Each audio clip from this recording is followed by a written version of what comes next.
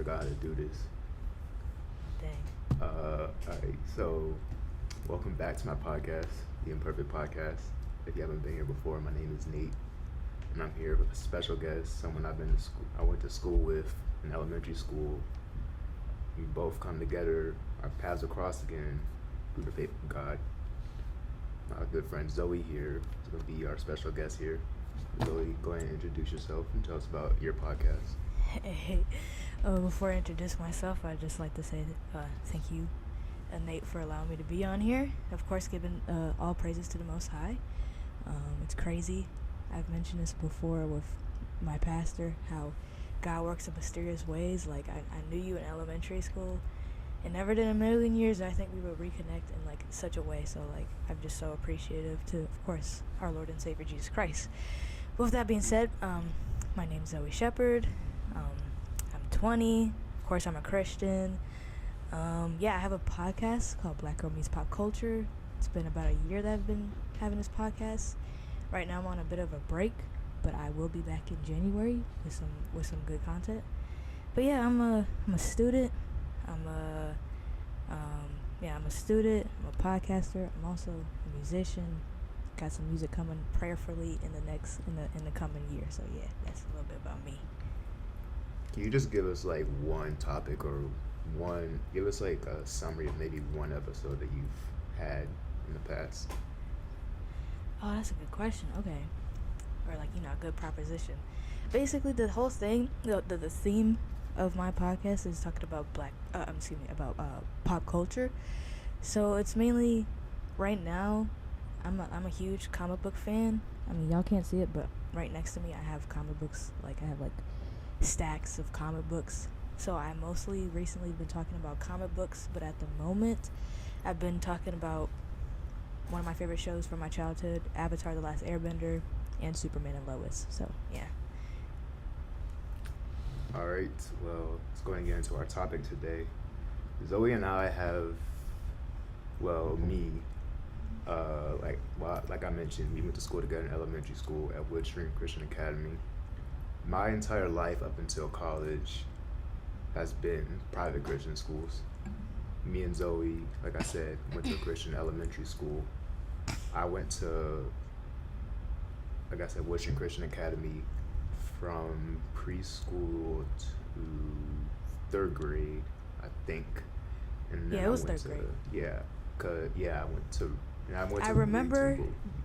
I remember because my dad, what happened right before is that in fourth grade, the boys and girls were separate.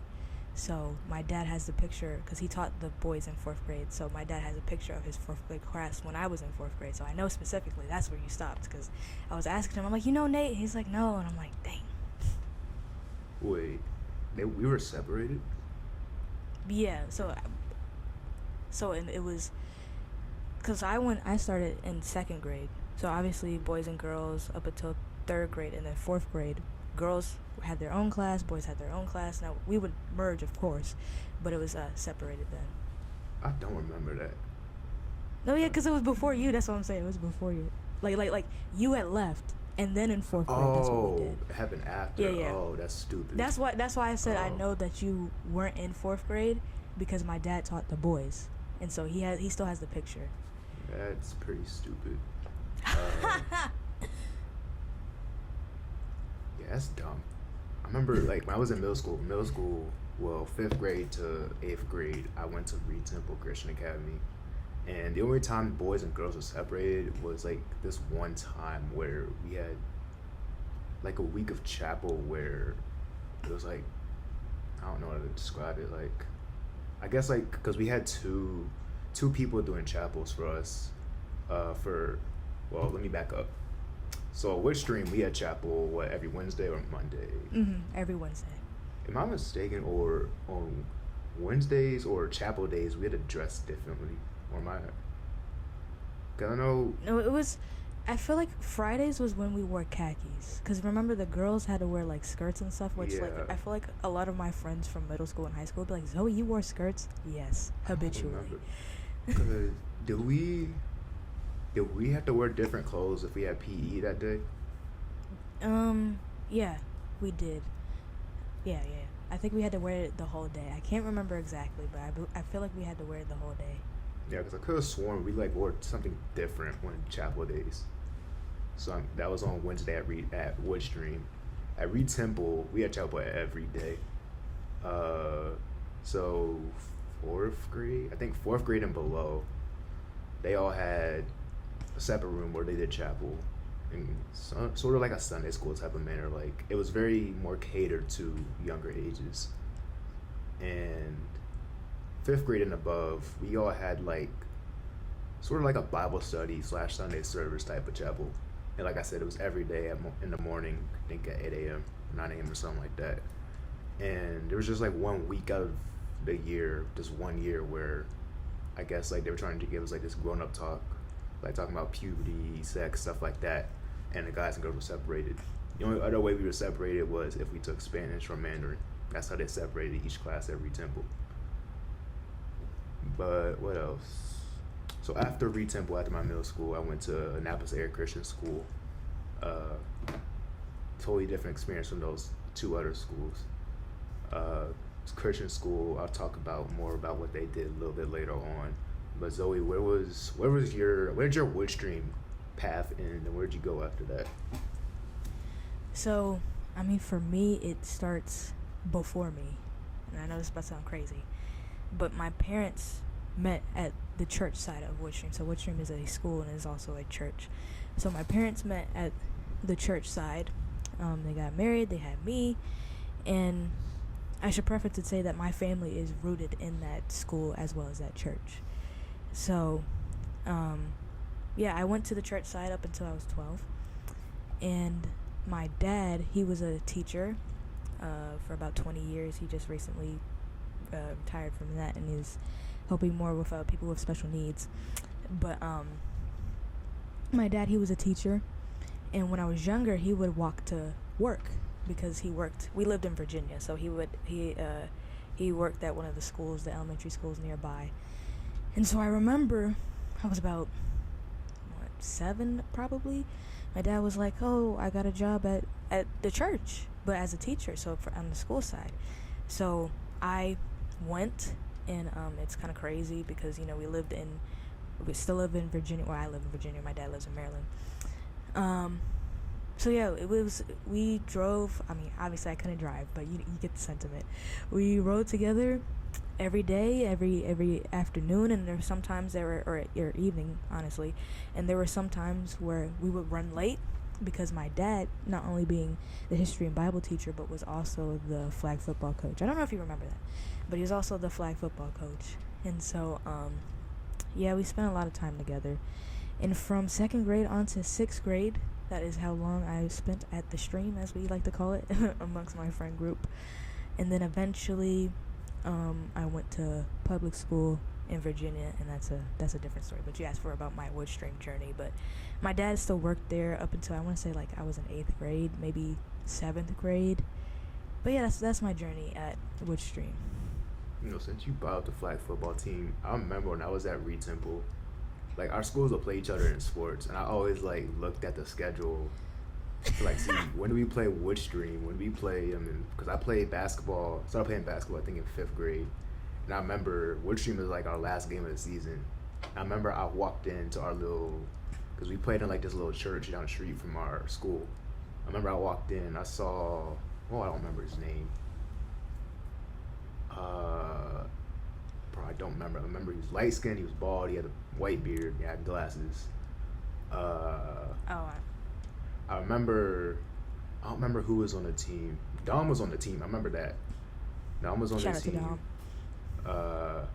I don't remember anybody else. Football, I remember Miles was on the team. I don't know if you remember him. I think Miles, he was light skinned. That's the best description. Yeah, I know who you're talking about. Yeah. I know who you're talking about. But I remember basketball, we lost. I was low-key upset because I was like being a little kid and like, oh yeah, this is my revenge game. I didn't get to go to play with them. We lost the basketball game. I remember football, we won like 51-0. And I don't think I scored that game, but it was just funny to me. But because I remember the last time, I don't know if you remember this, the last time I saw you in person, we were at your school, and you came up to us, and I want to preface this and say this publicly, is that and you talked about this on your YouTube channel, Life of Nate. Go check it out. All right, that's my boy. Anyway, but you know, when I went to Woodstream and when you were there, people weren't kind to you, and about your appearance especially. And there were times I would join in, and there were times I wouldn't say anything. And so I know I talked to you personally about this, but I just want to say it publicly that was unacceptable, and that I'm really sorry for it. And I remember seeing you when we I think this is in 6th grade. I remember seeing you. I'm like, bro, Nate's changed, you know. But you know, people were still making fun of me. But at that point, I had like a 180. I was like, that's not cool. But yeah, that's the last time I saw you in person. Obviously, I've seen you since, but that's the last time I saw you in person. I want to say it was 6th grade. But I remember because like at that school they had like I don't know if it was the school, but I know the basketball court was carpet. Yes. And we're all like, what's up with the carpet? That wasn't court? Yeah, that wasn't our school. That was just some church. Yeah, I remember that. But yeah. Yeah, and also it didn't really make a difference to me. I know my parents cared about it a little bit, but Woodstream and Reed Temple were schools that were built inside of a church. Like it was made like you got the sanctuary, and then you got the classrooms. But I mean, when I look at it, low-key to me looks like Woodstream was a school that had a church inside of it, because almost all of Woodstream is like classrooms. Like now that I'm thinking about it, like it's separated. You walk in, you go to the left, you go to pre-K classrooms. In the middle, obviously, you got the sanctuary. You go down the stairs. Well, I need to go to Woodstream. I'm getting nostalgia. No, so I can remember walking through. It's separate. Like, so for those of you who don't know, it's like the church side is like the main level, and the school side is the basement. Now, I wouldn't say it looks like a basement, but for those of you who are just imagining, this is why I would agree with you in saying like you could see, or I could see what you mean by saying like you wouldn't know, like first of all you wouldn't know if you went to the church that it was a school, and if you went into the school you wouldn't really know it was a church unless you went upstairs. Yeah. Like when I went to Reed Temple, the whole first floor was church. Like you walk in, you got the sanctuary. The hallway to the left is like open rooms for anything. Hallway to the right, open rooms for anything. The backstage area, and then you go up the stairs, and then it's a whole school area. You got the office, the classrooms, the band room. That's all. All the school was upstairs. But when I went to high school, my school was kind of like a mini college campus. It was 3 buildings, but like that the area was so much bigger. It wasn't in a church. I think they had church services there in our little auditorium, but it was a school. You got football fields, soccer fields, a new baseball field that just came out, a building with like all the athletic stuff like a gym, basketball court, locker room, stuff like that. So my parents kind of like made it a big deal, but I didn't really care too much. But I'd say it was a good experience being able to switch from a church school to a school, where I got to like experience kind of like a college experience, like walking between buildings, getting to your class and stuff. Did you care about that at all? Like switching to your public school? So yeah, I kind of had the same feel. Like so with the school we went to, it was very small, especially in comparison to when I went to middle school and high school. And so like I can't tell you how many kids were like at the school, but let's just say 400 roughly, like at Woodstream. And so because of that, we were all very like tight knit. We were a tight knit group. Like we could tell. I remember, I think it was like in 5th or 6th grade. One of our friends was like naming off everybody's name, like their first, middle, and last name. So this is how close we were. So and even when some of us like dipped out, we would still go to each other's birthday parties. Like I remember when I left, I forgot whose birthday party it was, but in 8th grade they still kicking with me. So changing from that to public school, where it's like everybody's not gonna be your friend. It's not expected. It's not guaranteed. It was an adjustment, and especially with us, you know, with Woodstream, it's predominantly black, and it's not that I hadn't been to a school where there were diversity, but it was, I went from a school that's predominantly black where I'm a majority to now I'm a minority in public school. So it was an adjustment, but yeah, definitely like I would say, I mean, my high school honestly it was big compared to Woodstream, but it's small compared to like the amount of people that it had. Like it was like, I remember like my freshman year, they're like, yeah, it's like 30 something. Maybe I'm wrong, but it was like some wild percentage of overcapacity. So people had to go to different schools eventually later on. But yeah, it was, yeah, we had 3 buildings. Yeah, we had 3 buildings. Yeah, different fields. Yeah, football field, soccer field. I know we actually graduated on our football field, which was a rarity because of COVID at the time. We had like 2 basketball gyms. One was a bit smaller, one was like the practice gym, and yeah, we had the a weight room and all that stuff. So yeah, for me it was like, it was a big change, but I actually kind of like enjoyed it because, and this is no dig on the schools that we went to, I think it's more probably with it being a private Christian school, there's a lot more freedom at the school I went to, or at in the schools I went to, and the public schools I went to, there's a lot more freedom, which I think that was very beneficial to me, and just learning more about myself, understanding myself. Yeah, I will say Woodstream and Reed Temple predominantly black. Then I go to Annapolis area and boom, white people everywhere. Right. It was kind of my first time experiencing being a minority. Like being in middle school, like I was aware of racism, stuff like that. So I knew I was in a world where I was hated as a black man. But being in like a concentrated area, I don't know if concentrated is the right word. I think I get the sentiment. Yeah, being in like a dedicated place where I belonged for 4 years, and like seeing that I'm a minority and the only diversity is really white and black, and a few overseas people that came from, I think, China. That was, I mean, it didn't really affect my learning experience, stuff like that, but that was just an eye-opener to the real world. And fast forward to college, I'm at this big campus with like 40,000 plus people. I'm still learning about different races, different cultures. Not that I didn't know who they were, just like more about the what, why, how, stuff like that. Mm-hmm. Like, this is where I got my first taste of a vast majority of diversity. And I'm glad that I did experience diversity in at Annapolis area, but it was a real eye-opener.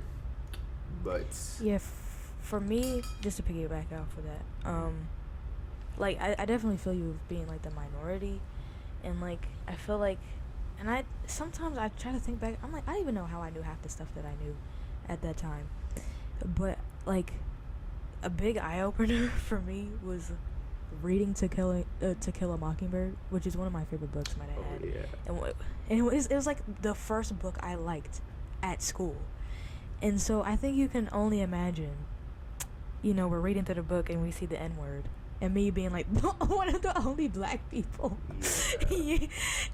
So it was interesting time. Yeah, I read To Kill a Mockingbird in middle school, so I'm pretty sure like in high school that's the very first book everybody like says to read, and I feel like it's because of the diversity. I feel like, well, the one little bit of diversity of the one black guy that's on trial, but I do remember like reading it and seeing it. I mean, I had read the book already, but I just remember looking around in a class full of majority white people.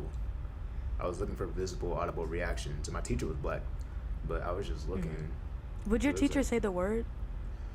I don't. Because my teacher, I mean, she was white, so she would change it from the N-word to like man. But we listened to an audiobook one time, and they said the word, and I don't remember people's reaction, but yeah. I don't think she said it, but I remember in my senior year, I took African American history, and my football coach was a guest in the class, and he's black, and he said the word, but everybody in the class was black. So, except for the teacher was white, but it didn't really shake anybody that we heard that word. And it was like in the light of the Black Lives Matter stuff. There was some racial stuff going on at my school. I'd say, and also in high school, it's probably the first time I experienced like racism, like a big body of people. Like it was a big thing my school did, and I don't even want to talk. Actually, I do want to talk about it. What happened? So Yes, there was do this tell. Snapchat. On Snapchat, these white kids had this group chat, and they were just saying a whole bunch of racist stuff, making these racist TikToks. And there was a black girl in there, but either way, it got leaked, and school found out about it. They didn't care. I mean, the administration was mainly white, but it didn't seem like they cared too much until like people started calling them out for it. And then I remember there was this one. They had this assembly one time, just random, spontaneously, and you get three people in the administration: the principal, maybe two other guys, and the principal, the school attendant, kind of like higher than the principal. Like I don't remember his position. I guess like president. I'll say that. And then some other dean. So those three guys get on stage. They're like, we're aware of the fact that our students were harmed by these racial comments, these racial actions. We're gonna discipline these people. Blah blah blah. We're doing an investigation. But then two of them start crying, and I'm watching two grown men cry, and not to bash a man for crying, but like it was known that they weren't doing so much. Then they get on stage to try and like convince us. I'm not gonna say convince us because maybe they didn't mean it, but getting on stage in front of us and crying about it doesn't tell me a change is coming. It just tells me you're trying to win us over. So like I remember leaving that assembly. I texted some of my friends. I was like, that was stupid. But yeah, I got a good experience of the real world at my little private PWI in Annapolis. But let's stop talking about history. I don't even think I mentioned the topic. The topic is religion in school, specifically Christianity, obviously, since we're Christians here. But let's start at Woodstream. Woodstream, like I said, we had chapels on Wednesdays. Let me stop. Chapel, I'll save that for later. That's a whole different topic. But Woodstream, I do remember my earliest memory of actually learning about Christianity, Jesus, I think was K4. I think I can name we can do this later, but I think I can name every teacher I had there. It's crazy. But I think it was, there were two Miss Howes. There was Miss M. Howe and Miss H. Howe. Yeah, and one of them had a son that was in our grade. Yeah, Cameron. Yeah. I remember Cameron. I think Shout out to you if you're watching it. I think that was M. Howe. But either way, it was a Miss Howe. She played some gospel songs for us, I think, and I liked it. I don't remember which one it was, but I liked it, and she explained to us what it was. And she also played this movie and had us read this book.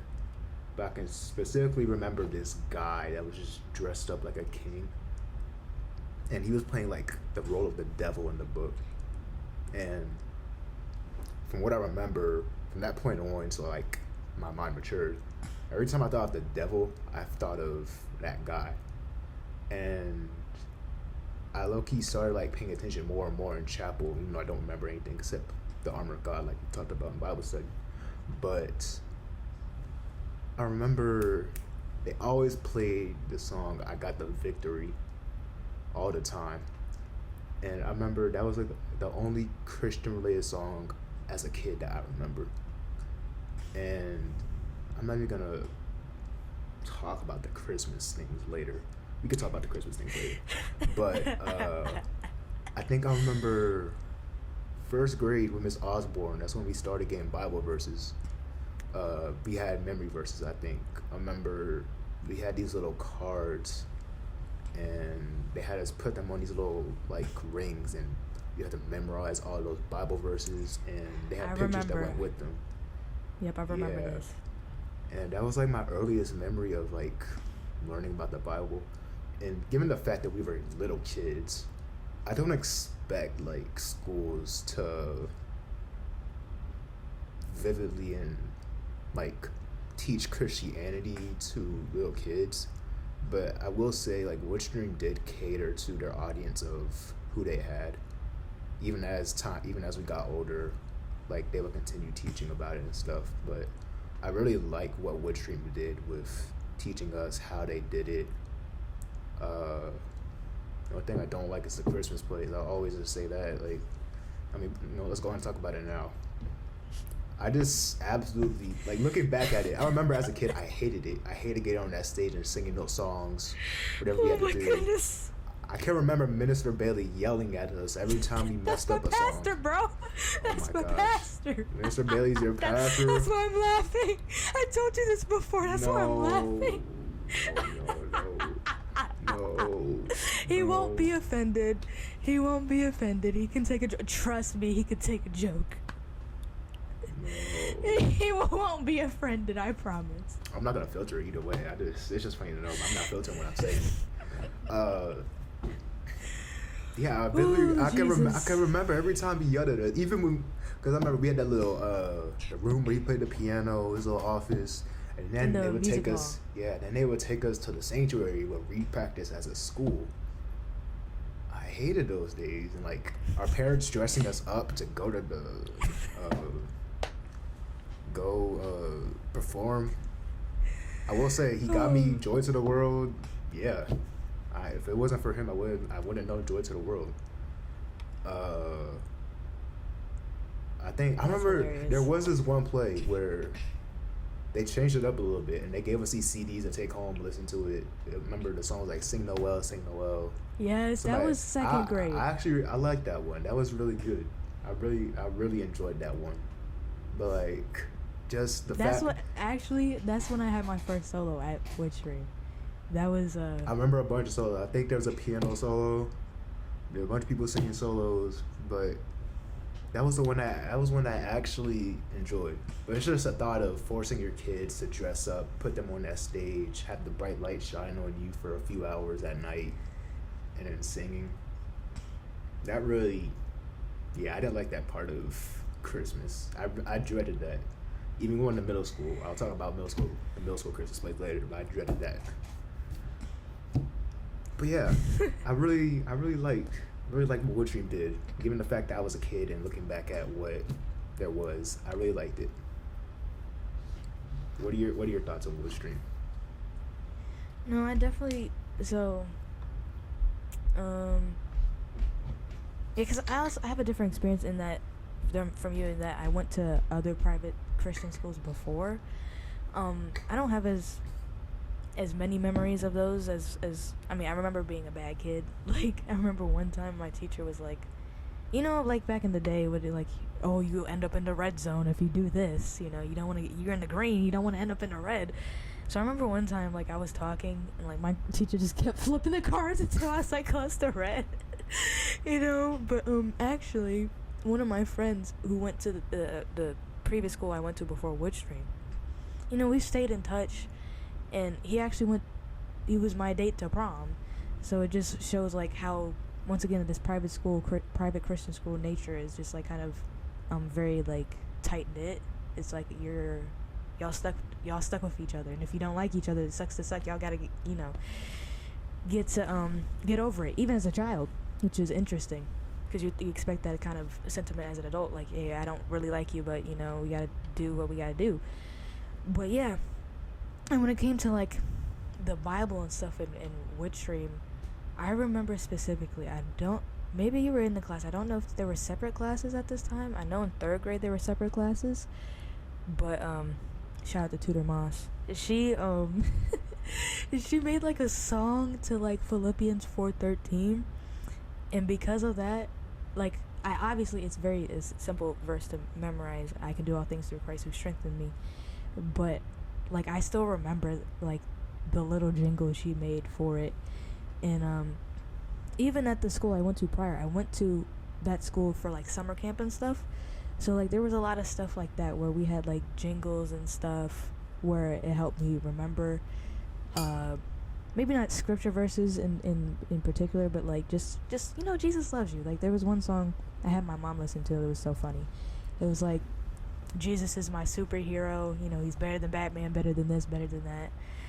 Speaking of the concerts, actually, you mentioned the Christmas concert, but I remember it was like the Easter concert, and you weren't here. You weren't here at this time, but Yeah, I remember the Easter. yes, yeah, you weren't here at this time, but Minister Bailey, he same things with the CDs, and there was one that basically went through all the books of the Bible. So like I know the books of the Bible because of that song. So sometimes it's like singing the alphabet when you're trying to remember what letter comes next. It's like for me, sometimes okay, I'm like Genesis, Exodus, what's next, because of that. So yeah, they definitely instill stuff like that with you. And yeah, as you get older, you're right, Nate. They kind of cater more towards you. I mean, I feel like with my dad, and you missed out when because he taught 4th grade. That's when I specifically remember. Yeah, he taught 4th grade, but like, well, actually, my dad taught upper school first, and then I believe when we were in 4th grade, obviously you weren't there, but when we were in 4th grade, that's when he started teaching us.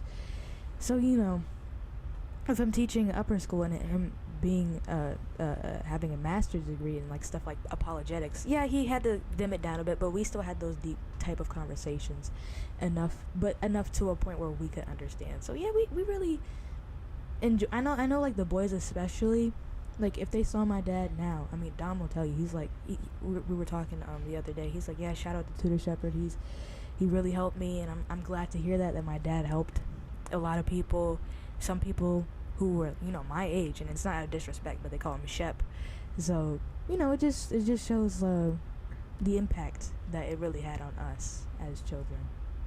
Yeah, I remember Tutor Shelby was one of the more outgoing people, more the most. I didn't get to have him. I don't think I even got to talk to him, but I remember he did seem real friendly. He did seem like he connected with his students, and I really do like that teachers do that. Now that I'm older in college, I see the importance of having relationships with your professors